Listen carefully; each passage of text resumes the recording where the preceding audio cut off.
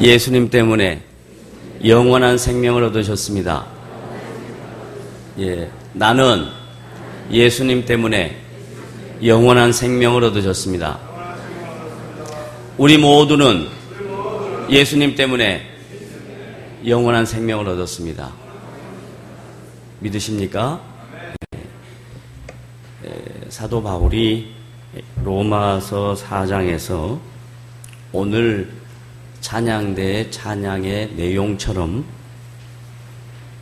예수님 때문에 얻은 생명을 구원이라 하고 그 구원을 믿음으로 얻는다라고 고백합니다.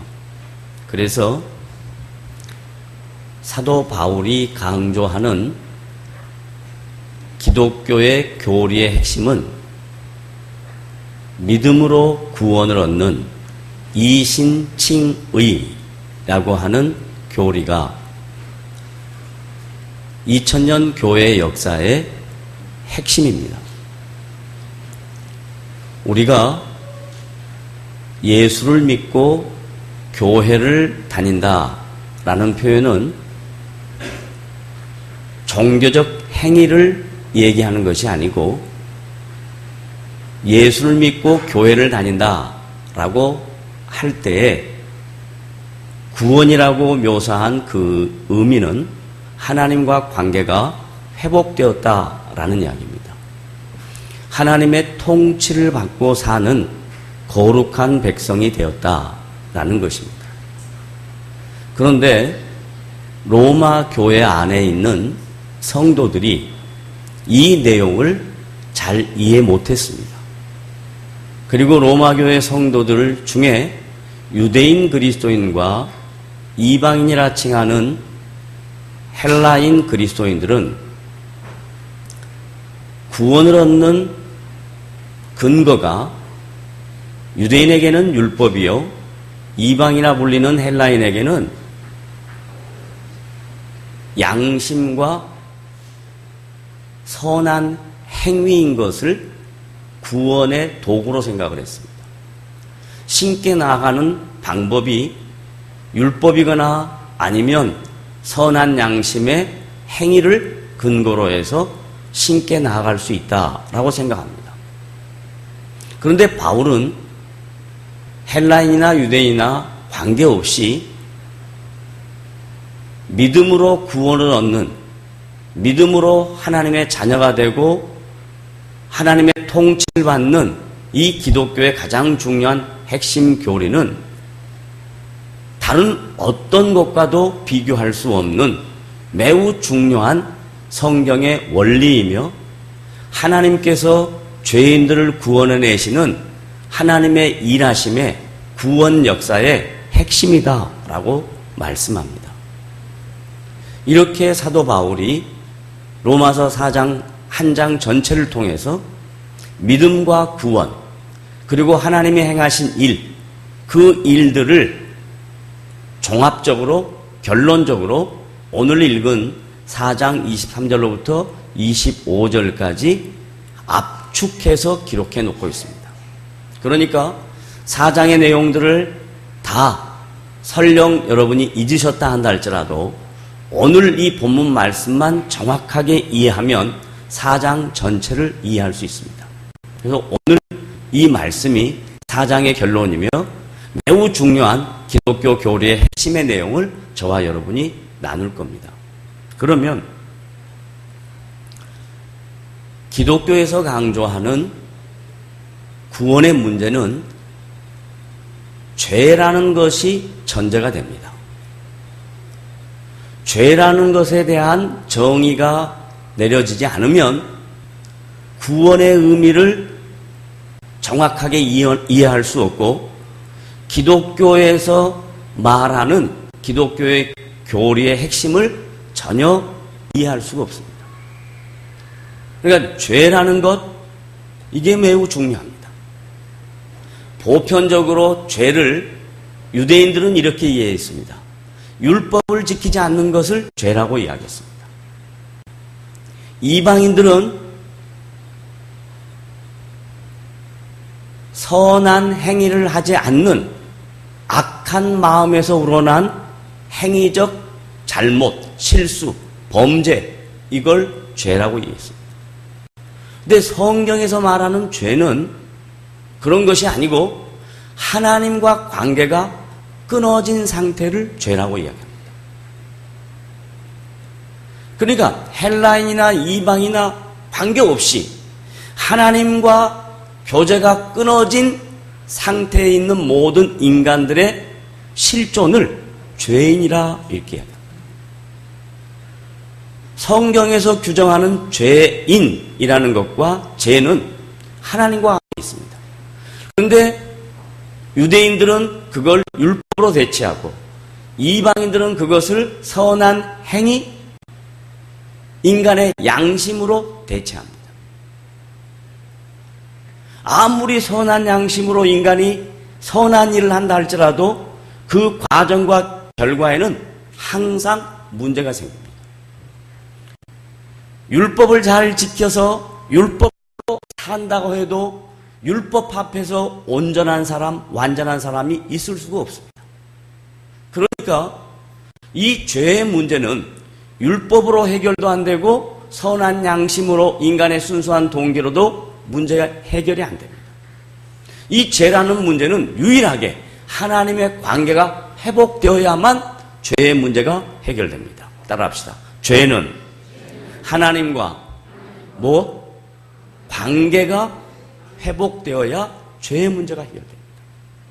그러면 이 관계는 어디서부터 출발하냐? 사람이 그 관계를 만들어내기 위해서 열심히 노력한 결과냐? 사람이 하나님께 찾아가기 위해서 다양한 종교적 행위, 수단을 동원해서 하나님을 만나는 것이냐? 그거 아니라고 이야기합니다. 하나님이 우리에게 찾아오셨다라고 이야기합니다. 성경에서 강조는 하나님이 인간을 사랑해서 이 세상에 하나님이 찾아오셨다라는 거예요. 따라합시다. 하나님이 나를 사랑해서 나에게 찾아오셨다. 이게 구원의 문제와 죄의 문제와 하나님의 관계의 문제를 풀 수 있는 유일한 키입니다. 하나님이 찾아오신 것입니다. 찾아온 방법은 다양합니다. 다 다릅니다. 마치 우리 이 지구상에 살고 있는 60억이 넘는 서로 다 다른 외모와 성향을 갖고 있는 사람에게 다양성이 존재하듯이 하나님이 우리에게 찾아오신 하나님의 방법은 다양합니다. 같을 수가 없습니다. 왜? 우리를 인격적으로 대하시기 때문에 그렇습니다. 비인격적으로 대하면 모델을 만들면 됩니다. 프레임을 만들면 됩니다. 어떤 틀을 만들어서 그 틀 안에 들어가라. 어떤 형태를 만들어서 그 안에 들어가라. 그러면 된다. 이렇게 하면 이건 비인격적인 겁니다. 기계적인 것입니다. 그런데 하나님이 우리에게 찾아온 것은 기계적이고 비인격적인 것이 아니라 인격적으로 여러분의 양심과 여러분의 심령 속에 찾아오십니다. 찾아오셔서 이렇게 말씀하십니다. 말씀한 내용은 동일합니다. 따라하십시다. 내가 너를 사랑한다. 이겁니다. 하나님이 우리에게 찾아오는 방법은 다양한데 하나님이 우리에게 찾아와서 하시는 말씀은 동일합니다. 내가 너를 사랑한다. 그러면 우리는 이렇게 반응합니다. 사랑한다면 내가 원하는 거 해줘야지요. 이게 보편적인 인간의 종교적 자세입니다. 당신이 살아계시고 사랑한다면 이 세상에 살 때 나를 잘 살고 복받고 좋은 일 생기고 이런 일 일어나도록 해줘야 되지 않냐? 라고 반응한단 말이에요. 이게 인간의 반응입니다. 근데 하나님은 우리를 사랑할 때 그 사랑의 내용을 인간이 이해하고 있는 사랑의 표현으로 하지 않습니다. 하나님이 우리를 사랑하는 방법은 하나님 자신이 존귀와 영광과 권세를 다 버리시고 낮고 천한 이 세상에 인간의 몸으로 오셨다라고 이야기합니다. 그게 사랑이다라고 이야기하는 거예요. 가장 큰 사랑은 내가 영광을 버렸다. 내가 존귀를 버렸다. 내가 능력을 버렸다. 그리고 내가 가장 낮아지고 비천한 모습으로 이 세상에 너를 사랑한다는 확증으로 내가 인간의 몸을 입고 이 세상에 왔다라고 이야기합니다. 그래서 하나님의 사랑은 하나님이 오신 것입니다. 따라합시다. 하나님의 사랑은 뭐라고요? 하나님이 이 세상에 오신 거예요. 이 세상에 오신 거예요. 이게 사랑의 서곡입니다. 사랑의 시작입니다. 그래서 그 사랑을 이제 표현을 합니다. 어떻게 표현하냐? 나 인간의 몸을 입고 비천한 모습으로 왔지만, 인간의 몸을 입고 있지만 난 신이다. 창조주다. 그래서 내가 못할 일이 없다. 그것을 예수님이 공생의 기간 3년 동안에 확실하게 보여주십니다. 어떻게? 가장 큰 이적은 죽은 자를 살리십니다. 이건 부활의 예표입니다. 따라하십시오. 죽은 자를 살리신 것은 뭐라고요? 부활의 예표입니다. 근데 우리는 자꾸 어떤 생각을 하냐면 죽은 자를 살리신 하나님의 능력을 의지하고 신앙생활이 아주 깊고 영적으로 하나님과 교통한다고 하는 잘못된 신앙을 갖고 있는 사람들이 죽은 사체를 자기 옆에 두고 이거 살려놔라 이거예요. 하나님이 창조주시니까 능력자니까 죽은 사람 살려내라. 그래가지고 몇 개월 동안 시신을 방치하는 잘못된 신앙인이 있어요. 예수님이 죽은 자를 살리신 것은 죽었던 수많은 사람의 육체를 다시 살리는 것이 아니라 우리의 육신은 죽어서 흙이 되고 아무것도 아니지만 우리의 육신이 영원한 영광을 입고 하나님의 나라에서 부활하여 영원토록 하나님과 살 수 있는 그 영광스러운 존재로 부활시킬 것을 예표로 죽은 자를 살리신 겁니다.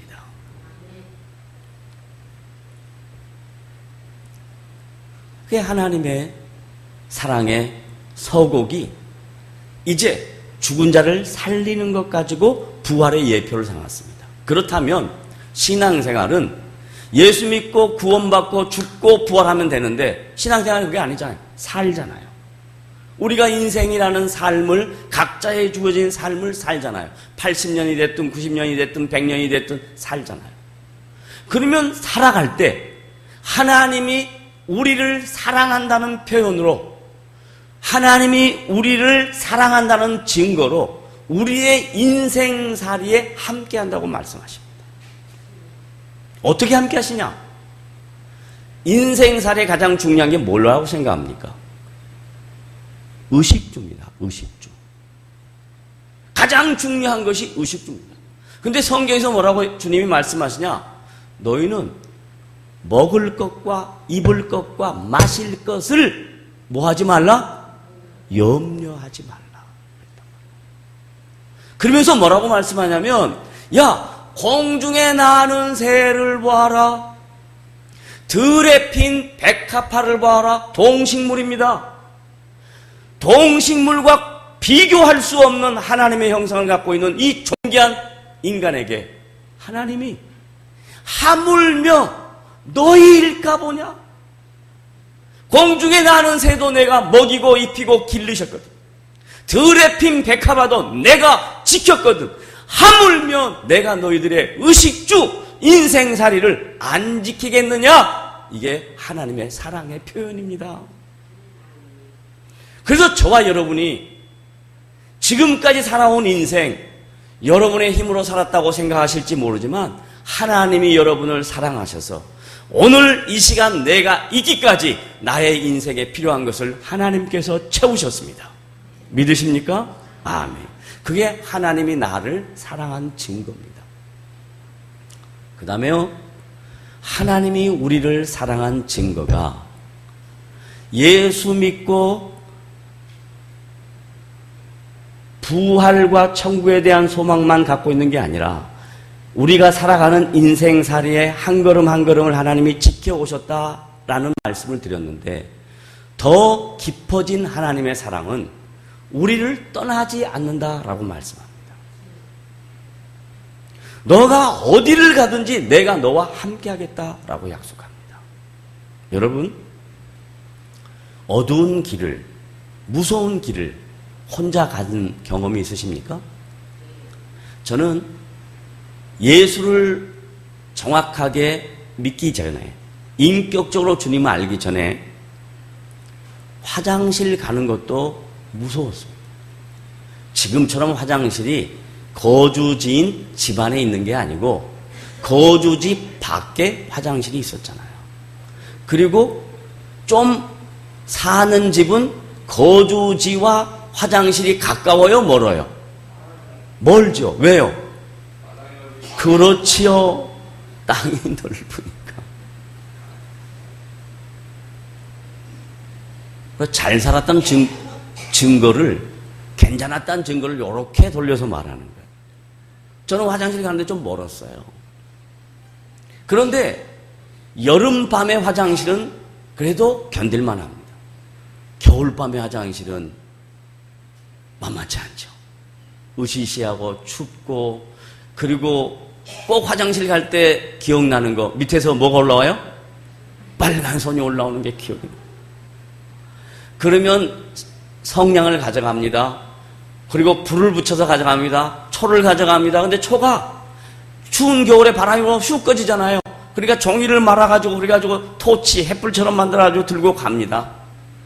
근데 이게 빨리 끝나면 좋은데, 빨리 안 끝나면 이게 이제 불이 다 꺼지죠. 그럼 그때부터 막 그냥 쿵덩쿵덩쿵덩 합니다. 왜요? 어둠이 무섭기 때문에 그렇습니다. 겨울밤에 나 혼자 있다고 생각하는 고독감이 밀려오니까 그렇습니다.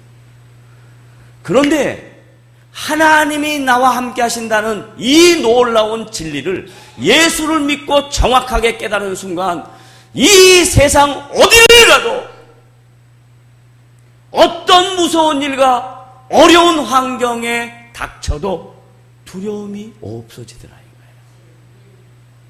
그게 뭐냐면 하나님이 나를 사랑하신 증거를 내가 반응하는 겁니다. 인격적으로. 그러므로 저와 여러분이 이 세상 어디를 가더라도 하나님은 여러분과 함께 계신 것을 믿으시길 바랍니다. 그게 하나님이 나를 사랑한 증거예요. 근데 하나님이 나와 함께해도 항상 좋은 길만 예비되어 있는 게 아니에요. 평탄한 길만 내 앞에 널려 있는 것이 아니에요.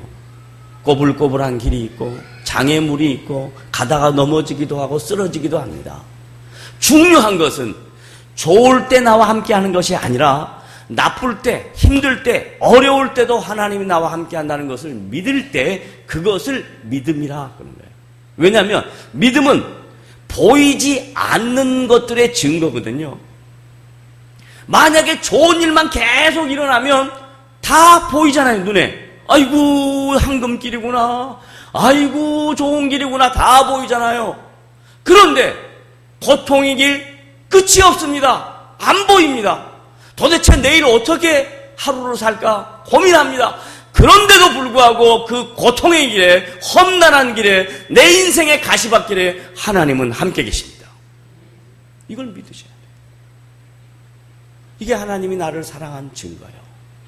그 다음, 하나님이 나를 사랑한 증거는 자기에게 있는 모든 것을 나를 위하여 하나도 아낌없이 버리셨어요. 여러분, 서로 아주 곰살맞게 알뜰살뜰 또 닭살 돋듯이 뭘 표현하기 위해서 그러겠어요? 부부관계를 표현하기 위해서 그렇습니다. 그렇게 좋은 부부관계가 있다고 합시다. 실존할지는 모르겠어요. 실존한 일인지는 모르겠어요. 그러나 그렇다고 전제합시다. 그 사람이 아무리 서로 관계가 좋아도 자기 것 다 포기한다. 자기 것 다 주고 희생할 수 있다. 그런 사람은 이 세상에 아무도 없습니다. 왜냐하면 인간은 자기 중심입니다. 자기가 있고 남이 있는 것입니다. 남을 위해선 내가 다 할 수 없습니다. 아무리 자식을 사랑해도, 아무리 나의 배우자를 사랑한다 할지라도 자기가 있고 난 다음에 있는 것입니다. 그런데 우리 주님은 우리를 사랑하는 증거로 자기에게 있는 모든 것 하나도 남김없이, 피 한 방울도 남김없이, 이 인간에게 있는 몸의 수분이 70%라고 하는데 이 물방울 하나도 남김없이 우리를 위하여 아낌없이 다 내주셨습니다. 무엇 때문에? 우리의 죄 때문에. 이 죄 때문에 하나님의 관계가 단절됐는데, 이 죄 때문에 단절된 하나님의 관계를 우리를 사랑하신 그분이 하나도 아낌없이 남김없이 자기를 다 내줄 때 이 관계가 회복이 될 수 있는 거예요. 그래서 오늘 바울이 로마교회 성도들에게 하나님이 너희를 사랑하는데 그 너희들의 죄의 문제, 하나님과 관계 회복의 문제가 무엇으로 가능하냐? 너희들의 죄 때문에 예수님이 자기 자신을 내어주고 라고 표현합니다. 여기서 우리 내어줌이라는 우리 한글식 표현은 잘 이해가 안 됩니다. 그래서 제가 이 말을 하나님의 사랑으로 바꾸어서 설명하는 겁니다. 하나도 남김없이 우리를 위하여 전부 다 주셨습니다. 그래서 그 주신 결과로 하나님과 우리 사이에 막혔고 단절됐던 관계가 다시 회복이 되었습니다. 그래서 죄의 문제는 선한 행위로 되는 거 아니고 율법으로 되는 거 아니고 오직 예수 그리스도가 나를 사랑하신 그 사랑하신 결과, 자기를 다 아낌없이 주신 결과로 죄의 문제가 회복된 것을 믿으시기를 바랍니다. 그런데 신앙에 대한 이해가 잘못되신 분, 성경을 제대로 잘 모르시는 분은 이 죄의 문제를 자꾸 인간의 행위로부터 출발한단 말이에요. 율법으로부터 출발한단 말이에요. 그래서 내가 사는 동안에 이렇게 많은 죄를 졌는데 내가 천국 갈 수 있을까? 내가 사는 동안에 이렇게 율법을 많이 못 지켰는데 내가 천국 갈 수 있을까? 연세가 높으신 권사님들이 자기 인생의 종말을 준비하면서 이런 갈등에 빠질 수 있어요. 이런 잘못된 가치관에 빠질 수 있어요. 그게 왜 그러냐? 신앙을 인과응보의 개념으로 이해하는 거예요. 왜 그러냐? 신앙을 우리나라의 민속 종교, 무속 종교로 이해하는 거예요. 기독교는 무속 종교도 아니고, 기독교는 인과응보의 결과도 아니고, 기독교는 나의 죄를 위하여 이 세상에 오신 그분이 하나도 남김없이 나를 위하여 다 내주신 사랑의 결과로 여러분이 천국 가고 주님의 나라에 가고 구원받는 줄로 믿으시기를 바랍니다.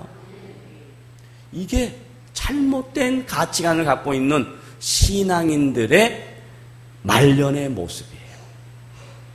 늙은 것도 가슴 아픈데, 몸 아픈 것도 가슴 아픈데, 신앙도 잘못 이해해가지고 나 천국 못 가면 어떠나 하는 이런 두려움 때문에 사는 연세 드신 어르신 성도가 계신다면 오늘 이 시간에 이 말씀을 들으시고 나의 죄의 문제는 이 세상 어떤 것 갖고 해결되지 아니하고 우리를 사랑하신 그 하나님의 사랑이 나를 위하여 아낌없이 내주신 그 사랑의 결과로 내가 구원받고 하나님의 자녀가 되고 천국 간다는 것을 믿으시기를 바랍니다.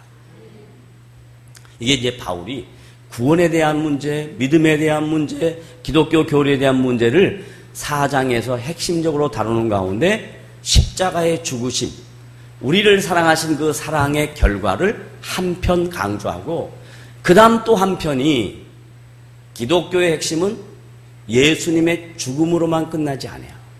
죄의 문제가 해결된 것으로만 끝나지 않아요. 관계가 회복된 것으로만 끝나지 않아요. 나 예수 믿고 구원받고 천국 간다, 그걸로 끝나지 않아요. 뭐가 있냐? 죽으시고 난 다음 3일 만에 뭐 하셨어요? 부활하셨어요. 그러니까 기독교 신앙은 죽음만 강조하면 절반입니다. 죽음 이면에 3일 만에 부활하신 그 부활의 결과가 우리에게 미친 거예요. 주님이 부활하셔서 오늘 말씀을 보니까 우리에게 미쳐진 결과는 뭐냐? 우리를 의롭다고 하신다는 말이에요. 뭐라 그런다고요? 따라하세요. 나는 예수님의 죽음과 부활 때문에 뭐가 되었다? 의인이 되었다. 여기서 의인이라는 말은 착한 사람, 좋은 사람, 죄 안 짓는 사람, 이게 의인이 아니고 하나님의 통치를 받는 사람이 되었다. 뭘 받는 사람? 하나님의 통치를 받는 사람. 저와 여러분은 하나님의 통치를 받는 사람. 그리고 우리에게 주어진 인생을 하나님의 통치를 받으면서 살아가요. 그러면서 이 부활의 신앙을 갖는 성도가 가져야 될 마음 자세에 대하여 기록한 말씀이 있어요. 동일한 바울의 저작인 고린도전서 15장에 가면 부활의 역사성을 쫙 설명하고 난 다음에 57절부터 부활을 믿는 성도들이 가져야 될 이 세상에서의 신앙의 가치관, 신자의 가치관 설명합니다. 고린도전서 15장. 고린도전서는 로마서 다음에 있습니다. 고린도전서 15장.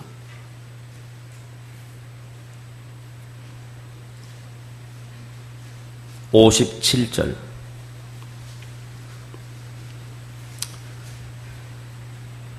함께 찾으셨으면 읽도록 하겠습니다. 시작. 우리 주 예수 그리스도로 말미암아 우리에게 뭘 주셨어요? 승리를 주시는 하나님께 감사오니. 승리 뭐냐면 지금까지 설명했던 모든 내용들입니다. 그것을 승리라는 단어로 설명했습니다. 왜 그랬냐면 그때 당시 약 2000년 전에 전쟁이 많이 일어났어요. 그런데 대부분 그 전쟁을 누가 일으키냐면 로마가 일으킵니다.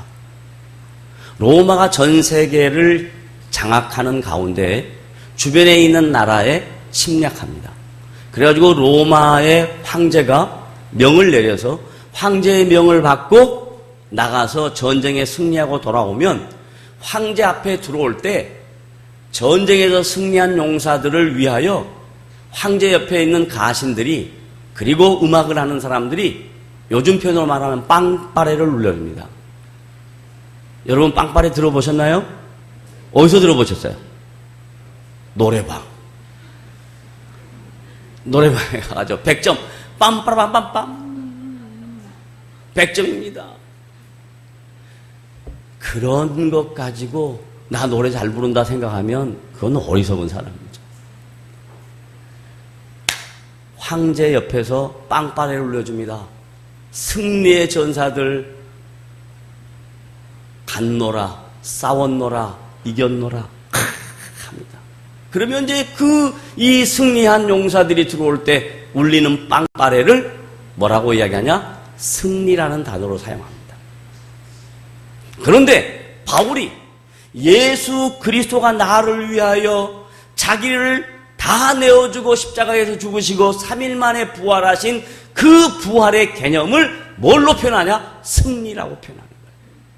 그러니까 여러분이 예수 믿고 하나님의 자녀가 되어서 부활의 소망을 갖고 사는 성도에게는 뭐가 있다? 승리가 있다. 내가 이룬 승리가 아니라 주님이 이룬 승리를 우리가 누리고 있다 이 말이에요. 그러니 그 다음 58절에 그러니까 어떻게 되냐? 그러므로 다 같이 시작. 그러므로 내 사랑하는 형제들아. 1번 뭐 하라? 견실하며. 어려운 단어인데 쉽게 풀어서 설명할게요. 기초가 든든하면, 기초가 탄탄하면 건물이 무너지지 않습니다. 신앙의 본질을 정확하게 이해하면 다양한 신앙의 유혹이 와도 흔들리지 않는다라는 개념입니다. 고린도 교회 안에 성도들이 신앙이 부활신앙이 아니고 잘못된 신앙으로 교회에 들어온 사람이 있어서 그 사람들이 신앙에 대하여 공격을 하고 예수 믿는 것 때문에 핍박을 당하면 기초가 튼튼하지 않으니까 넘어졌습니다. 도망갔습니다. 배교했습니다. 그래서 사도 바울이 고린도 교회 성도들에게 부활신앙을 가지면 기초가 튼튼해서 넘어진다, 안 넘어진다? 안 넘어진다. 아무리 누가 와서 얘기해도 흔들리지 않는다. 그런데 앞으로 이게 우리 한국 교회 안에 일어날 정황들입니다. 부활신앙을 갖지 않으면 주변에 있는 이단들이, 사이비들이 와가지고 이렇게 우리를 공격합니다. 전통교회, 지금 우리 교회 같은 교회입니다. 교회 안에 문제가 있다 없다? 자, 문제가 있다 하시는 분 손을 들어 표현하세요. 문제가 있다 없다? 교회 안에 문제가 있다 없다? 있다. 우리 교회에 문제 많아요. 저에게 문제가 많아요. 왜 문제가 없어요? 문제가 있죠. 그런데 이단들이 와가지고 교회에 문제 있다고 지적합니다. 그러면 자기가 생각하고 있던 문제를 생각하고 있다가 딱 와서 그래 맞아 그럽니다. 그런데 우리가 모이는 공동체는 문제가 없다 그럽니다. 그러면 기가 어떻게 될까요? 솔깃합니다. 기가 어떻게 한다고요? 솔깃합니다. 그래 한번 가볼까? 성경 공부 한번 해볼까?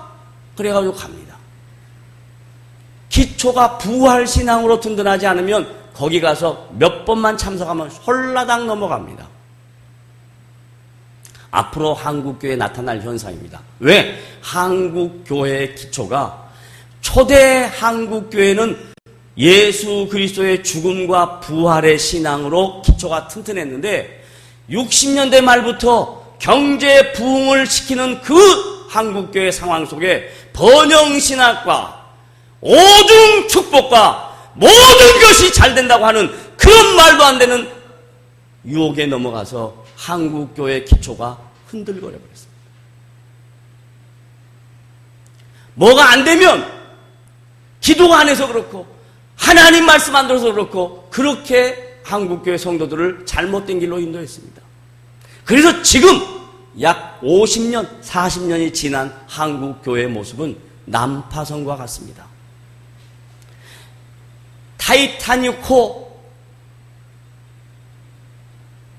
그 험난한 바다 항해를 아무런 문제 없이 갈 거라고 생각했던 타이타닉호가 작은 눈에 드러나지 않은 암초에 부딪혀서 그 거대한 배가 바다에 침몰되는 것처럼 한국교회가 침몰의 순간에 놓여 있습니다.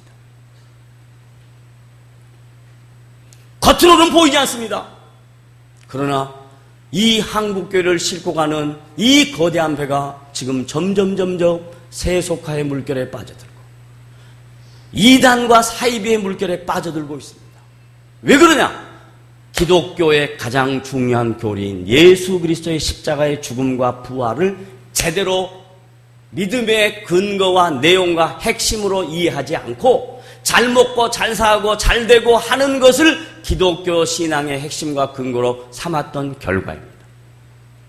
그래서 바울이 고린도 교회 성도들에게 1번 그러므로 사랑하는 형제들아 부활신앙을 가지면 1번 견실하며 흔들리지 않으며 기초가 튼튼하며 외부의 세력이 유혹으로 우리를 다양한 방법으로 꼬여내도 흔들리지 마라. 1번 근실하며 견실하며 그 다음 2번 뭐예요? 흔들리지 말고. 우리 한글 표현이가 이게 2번 반복된 거예요. 그건 강조입니다. 흔들릴 수 있다 없다? 있다. 그 다음 3번째 시작. 항상 주의 일에 더욱 힘쓰는 자들이 되라. 이게 핵심입니다. 누구의 일? 주의 일. 그런데 우리는 주의 일을 어떻게 착각을 하냐면 교회 일, 목사의 일, 이걸 주의 일로 생각합니다. 이건 틀린 거예요. 주의 일은 교회 일만이 아니라 나에게 주어진 모든 삶의 영역에서의 일입니다. 교회 오는 날은 주일날 오잖아요. 교회 밖에서 여러분이 사회생활 한다는 월요일부터 토요일까지 하잖아요. 월요일부터 토요일까지는 세상 사람들처럼 살다가 주일날 교회 와가지고 딱 교인처럼 살고, 이거 말하는 거 아니에요. 주의 일에 더욱 힘쓰는 자가 되라. 뭐냐? 직장에서. 직장인이면 믿지 않는 사람보다 더 성실하게, 더 열심히 자기를 희생하며 헌신하며 그렇게 하는 게 주의 일을 힘쓰는 자리라, 이렇게 이야기하는 거예요. 부활신앙 가진 사람, 왜? 내가 영원토록 주님의 통치 안에 산다는 그런 믿음이 있으면 이 땅에 사는 동안 힘들고 어렵고 사람들 앞에 손가락질 받고 오해를 당하고 침뱉음을 당해도 흔들리지 않습니다. 그런데 이 땅의 삶이 저 나라, 영원한 나라, 하나님의 통치를 받고 사는 천국보다 더 좋다고 생각하면 여러분은 사람들의 조소와 사람들의 조롱과 사람들의 침뱉음에 관심이 쓰여질 것입니다. 저 사람이 나를 어떻게 평가하나? 내가 바본가? 나를 우습게 하나? 이런 것에 상심할 것입니다. 부활의 신앙을 가진 사람은 절대로 그런 부분에 흔들리지 않습니다. 왜? 영원한 나라가 잠시 받는 고통보다 영원히 누릴 영광과 좋게 비교가 안 되니까 주의 일에 힘쓰는 자가 되라. 이걸 보편적으로 교회에서 어떻게 가르쳤냐면 교회 일 열심히 해라 그랬단 말이에요. 목사 말 잘 들어라 그랬단 말이에요. 그거 틀린 거예요. 틀린 거예요. 교회가 잘 유지되기 위해서 역할을 제대로 하자, 이 말은 가능해요. 목사는 목사 일 잘하고 성도는 성도 일 잘하고 이건 가능해요. 그러나 목사 눈에 맞게 해라, 이건 틀린 거예요. 목사가 하나님이에요? 따라합시다. 부활의 신앙은 주의 일을 힘쓰는 자다. 어떻게 힘쓴다? 항상, 더욱 수식어가 있잖아. 항상. 항상이란 말, always. 언제든지 흔들리지 않고. 대부분 성도들이요, 신앙생활하면서 자기 감정에 따라 신앙생활하면 감정이 업됐을 때는 신앙도 업됩니다. 감정이 다운되면 신앙도 다운됩니다. 이걸 보고 뭐라고 얘기하냐? 영적 조울증이라, 이렇게 얘기해요.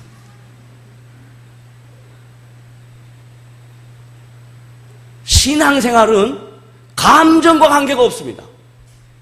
신앙생활은 환경과 관계가 없습니다. 신앙생활은 오직 주님을 보는 겁니다. 오직 주님. 그래서 이 유명한 헬라어와 라틴어와 영어에 이런 표현이 있습니다. 오직 주님, 오직 성경, 오직 영광, 오직 은혜, 이런 말이 있습니다. 그게 우리의 신앙의 본질이 되어야 합니다. 자, 더욱 주의 일에 힘쓰는 자들이 되라. 그리고 난 다음에 그 이유를 설명합니다. 마지막 결론입니다. 시작. 이는 뭐예요? 왜냐하면, 왜 그래야 되는가? 이유까지 설명해요. 다음 시작. 너희 수고가 주 안에서 헛되지 않는 줄 알미라. 자, 우리가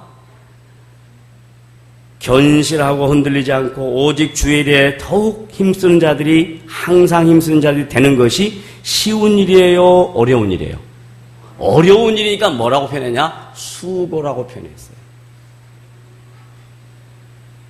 그걸 주님이 아신다는 거예요. 수고스러운 일이다. 그런데 그 수고가, 그 어려운 일을 참고 견디는 일이 헛되지 않는다. 다른 말로 말하면 주님이 주실 상급이 있다. 주님이 주실 상급이 있어요. 이 땅에서 신자답게 산다는 것은 쉬운 일이 아닙니다. 이 땅에서 부활신앙을 갖고 산다는 것은 쉬운 일이 아닙니다. 수고입니다. 그러나 그 수고에 대한 상급이 있다는 것을 바울이 설명하는 거예요. 저와 여러분이 이 세상에서 신자답게 사는 것, 부활신앙으로 사는 것, 힘들고 어려운 일, 수고스러운 일인 줄 알지만 저는 주님의 나라에서 저에게 허락하실 상급을 바라보기 때문에 견디고 주님 바라보고 살아가고 있습니다. 그렇다면 여러분들에게도 제가 감히 도전합니다. 여러분의 인생도 저와 똑같이 하나님 앞에 살아가는 성도입니다.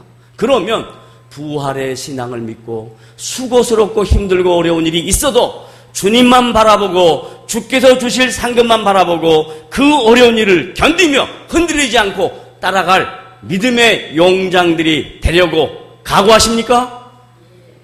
큰 소리로 아멘 하시기 바랍니다. 각오하십니까? 아멘! 이렇게 각오할 때 우리의 인생 속에 다양한 어려운 문제가 있어도 그 어려운 문제 속에서 주님 바라보고 살 수 있는 믿음의 눈이 생깁니다. 그러면 주님이 주시는 위로가 있습니다. 주님이 주시는 평안이 있습니다. 어느 누구도 알지 못하고 어느 누구도 빼앗지 못하는 주님의 위로와 평안이 있다는 것을 기억하셔서 정말 덥고 힘들고 어려운 인생 살아가는 여러분들에게 부활의 신앙을 갖고 사는 성도들이 하나님 앞에서 누릴 영광이 있다는 것을 사도 바울이 로마 교회와 고린도 교회에게 설명한 것처럼 제가 여러분들에게 설명했습니다. 여러분도 주님 나라 바라보시고 주님이 우리에게 허락하실 상급 바라보시고 힘든 인생, 어려운 인생, 수고로운 인생 주님이 함께하고 있다는 사실을 믿어 의심치 않아 주님 저와 동행하는 것을 믿습니다. 나와 함께하는 것을 믿습니다. 어디를 가든지 주님이 나와 동행하는 것을 믿습니다. 라고 고백하는 성도 되시길 바랍니다. 따라합시다. 주님 나와 동행하는 걸 믿습니다. 기도하겠습니다. 하나님 아버지, 오늘도 우리에게 귀한 말씀 주셔서 감사합니다. 이 말씀 듣고 우리 각자에게 주어진 인생 수고롭습니다. 힘듭니다. 그러나 주님이 우리와 함께 하신다고 약속하셨고 또 우리에게 허락할 영광이 있다고 말씀하시니 그거 바라보고 우리에게 주어진 인생 한 걸음 한 걸음 주님과 동행하며 살아가는 복된 삶들이 되도록 은혜를 더하여 주시옵소서. 예수님의 이름으로 기도합니다. 아멘.